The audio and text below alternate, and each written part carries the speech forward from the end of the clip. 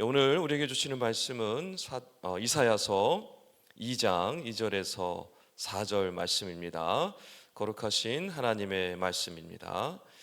만일에 여호와의 전에 산이 모든 산 꼭대기에 굳게 설 것이요 모든 작은 산 위에 뛰어나리니 만방이 그리로 모여들 것이라.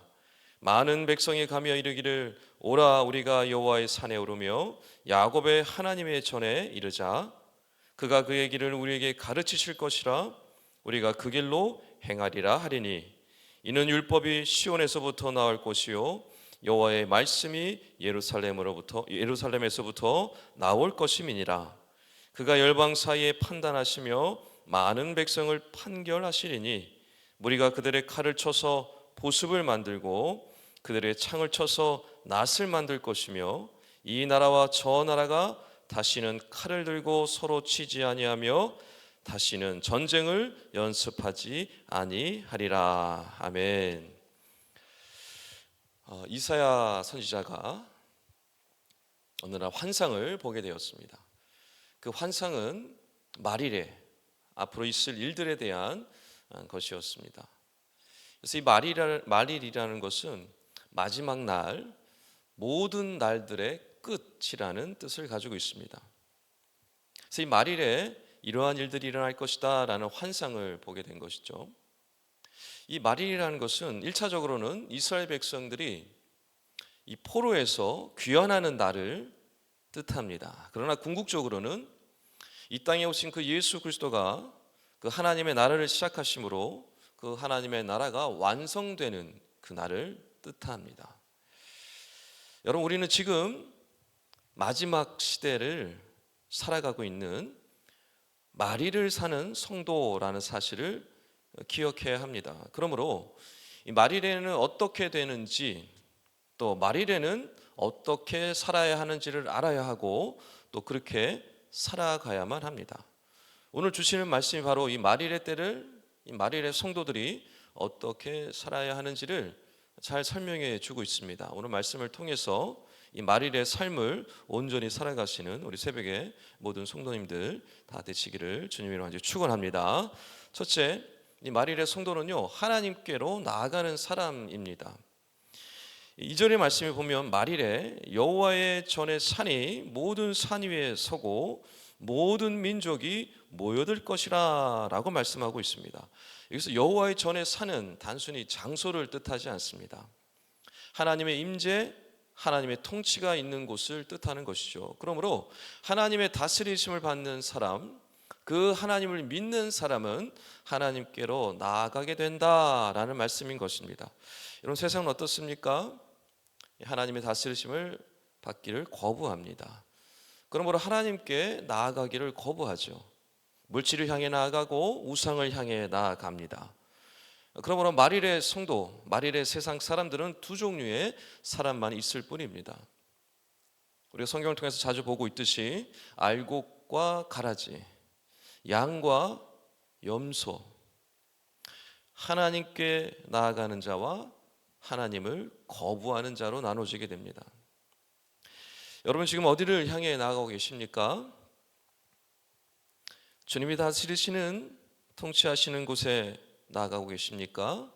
아니면 세상을 향해 나아가고 계십니까? 바라옵기는 주님이 다스리시고 통치하시는 곳으로, 주님이 역사하시는 곳으로 나아가시길 주님의 이름으로 아주 축원합니다. 그것은 우리의 가정이 될 수도 있고요, 우리의 공동체가 될 수도 있고요, 우리의 모임이 될 수도 있습니다. 주님이 임재하시고 다스리시는 곳으로 날마다 나아가시는 새벽에 모든 성도님들 다 되시기를 간절히 축원합니다. 두 번째, 말일의 성도는요, 말씀을 흘려보내는 사람입니다. 3절 말씀에 여호와의 산에 오르는 사람들, 즉 하나님께로 나아가는 사람들이 이렇게 말을 합니다. 그가 그의 길을 우리에게 가르치실 것이라. 이는 여호와의 말씀이 예루살렘에서 나올 것임이라 라고 고백하고 있습니다. 주님께서요, 자기에게 나오는 자들에게 하나님의 말씀, 이 말씀을 온전히 가르쳐 주신다라는 것입니다. 그런데 그 가르침을 받은 사람들을 통해서 예루살렘으로부터, 시온에서부터 세상으로 이 말씀이 흘러가게 된다라는 말씀입니다. 여러분, 주님께서 가르쳤던 그 장면이 떠오르지 않으십니까? 예수님께서 자기에게 나오는 자들, 수많은 그의 제자들을 말씀으로 가르쳐 주셨습니다. 그리고 어떤 일이 일어났습니까?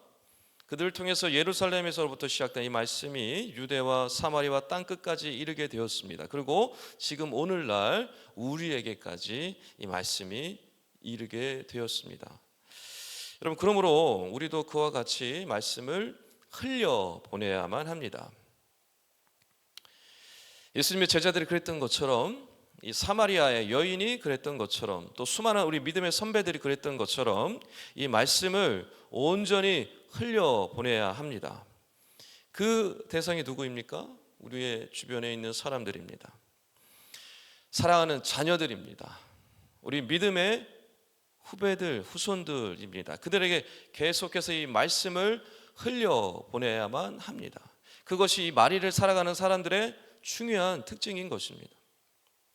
여러분, 바라옵기는 여러분이 받으신 귀한 은혜의 말씀들, 또 깨달은 말씀들 그저 간직하지 마시고 온전히 흘려보내심으로 이 마리를 살아가는 성도의 모습으로 살아가시는 우리 새벽의 모든 성도님들 되시길 간절히 축원합니다. 셋째, 마리를 사는 성도는요, 전쟁을 멈추고 평화를 이루는 사람들입니다.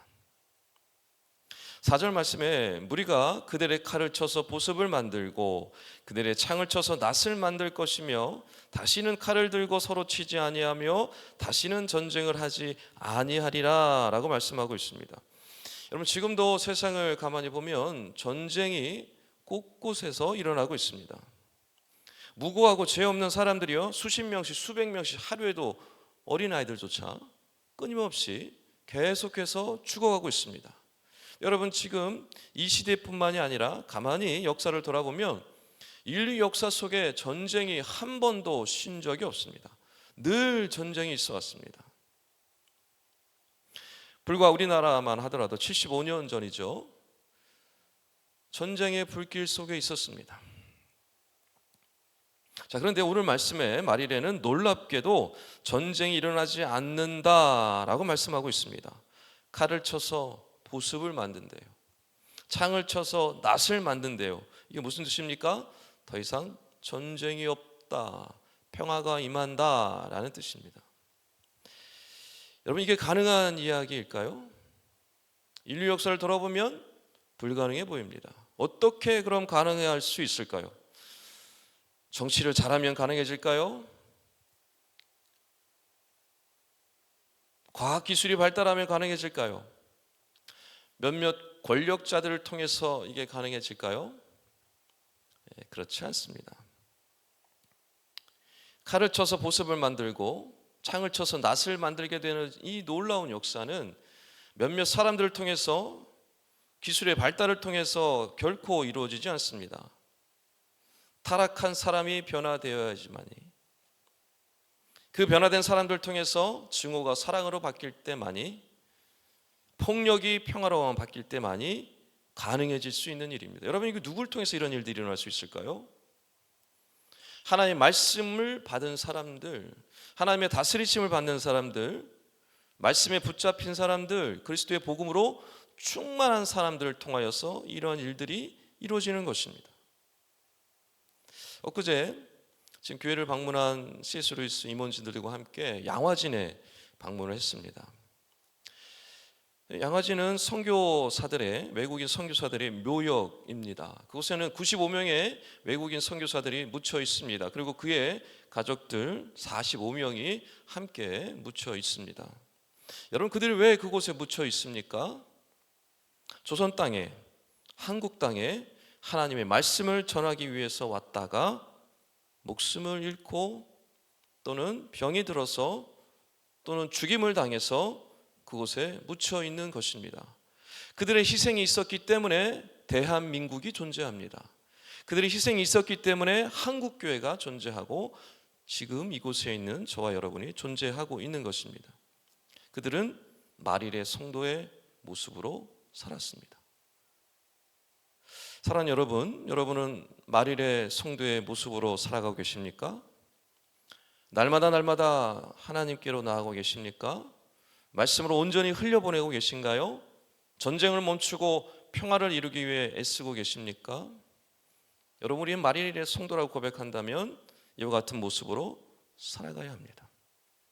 지금 나에게 이와 같은 모습이 있는지 돌아보는 오늘 하루가 되었으면 좋겠습니다. 또한 오늘 말씀 주신 것처럼 마릴의 성도들처럼 그렇게 주님께로 나아가며 말씀을 흘려보내며 주님 주신 그 은혜로 놀라운 이 평화를 이루어 나가시는 우리 새벽의 모든 성도님들 다 되시기를 주님으로 축원합니다. 기도하겠습니다. 사랑하는 주님, 오늘도 말씀으로 우리의 영을 깨우시니 감사합니다. 마리를 살아가는 성도답게 날마다 주님께 나아가며 세상에 말씀을 흘려보내며 평화와 생명을 전하는 삶을 살아가도록 인도하여 주시옵소서. 우리를 통해 가정이 살아나길 원합니다. 공동체가 살아나길 원합니다. 지역이 살아나길 원하고 나라 민족이 살아나길 원합니다. 우리를 통하여 역사하여 주시옵소서. 예수 그리스도의 그 복음의 능력이 우리를 통해 드러나게 하여 주시옵소서. 오늘 하루도 우리와 함께 하실 것을 믿사오며 살아계신 우리 주 예수 그리스도의 이름으로 간절히 기도하옵나이다. 아멘. 지금 들은 말씀이 내 삶으로 이어지게 하여 주시옵소서. 우리 교회 리더십이 바뀌는 모든 가정을 축복하시고 주님의 역사를 경험하게 하여 주시옵소서. 사순절 기간을 통해 온 성도가 주님의 고난과 사랑을 깊이 경험하게 하여 주시옵소서. 질병과 재해로 인해 고통받는 영혼들을 치료해 주시고 회복의 은혜를 허락하여 주시옵소서. 캄보디아의 티용 꾼띠어의 치료가 잘 이루어질 수 있도록 역사하여 주시옵소서. 싱크 청년부를 축복하시고 말씀과 기도로 충만한 공동체가 되게 하여 주시옵소서. 공동기도 제목과 개인기도 제목을 놓고 기도하신 후에 삶의 자리로 나아가겠습니다.